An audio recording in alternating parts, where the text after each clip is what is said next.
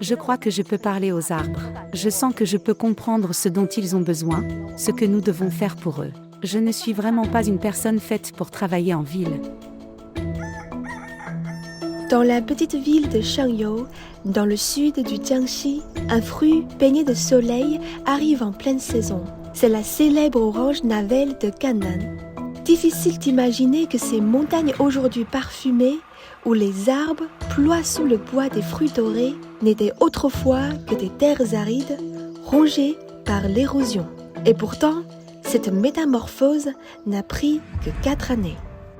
Ici, c'était un massif complètement dénudé. Quand nous avons commencé à l'aménager, le plus difficile, c'était quoi? C'était toujours l'érosion. La terre n'était que du sable, sans structure. Elle s'en allait au moindre orage, et il y avait des trous partout. Chaque fois qu'il pleuvait, je ne dormais pas. Je pensais seulement à la façon de réparer tout ça. Nous avons utilisé des pelleteuses et des bulldozers pour modeler la montagne en terrasse. Nous avons créé des bandes de culture, semé des engrais verts, planté des graminées pour retenir le sol. Nous avons drainé, canalisé l'eau, puis replanté. On a travaillé dur, vraiment très dur. À ce stade de ma vie, réussir à cultiver une surface aussi vaste, ça me touche énormément. La première année a été cruelle, des trous partout. Au moindre orage, nous devions intervenir en urgence. Après la pluie, il fallait chercher les nouveaux effondrements et les reboucher. Là-haut, le sommet était bien plus haut qu'aujourd'hui. C'était une énorme zone de glissement. On a poussé la terre vers le bas.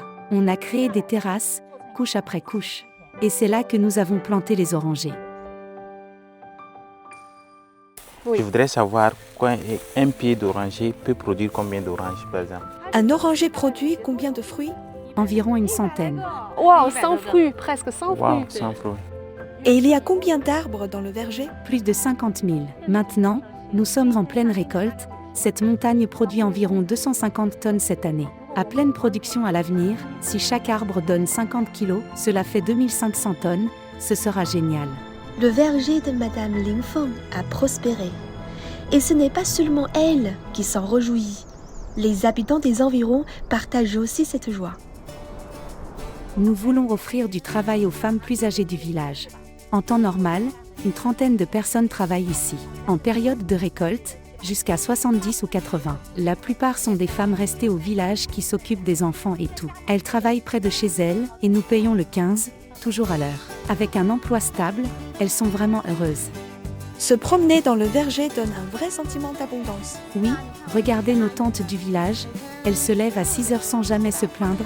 Hier encore, nous avons travaillé jusqu'à la nuit. C'est la saison des récoltes, tout le monde est ravi. Goûtez. D'accord. Rien qu'en la coupant, le parfum se répand. Merci. Alors? Tellement sucré. Et encore un peu fraîche du matin. Un plein de vitamine C, de quoi illuminer la journée. Oui, revenez l'an prochain.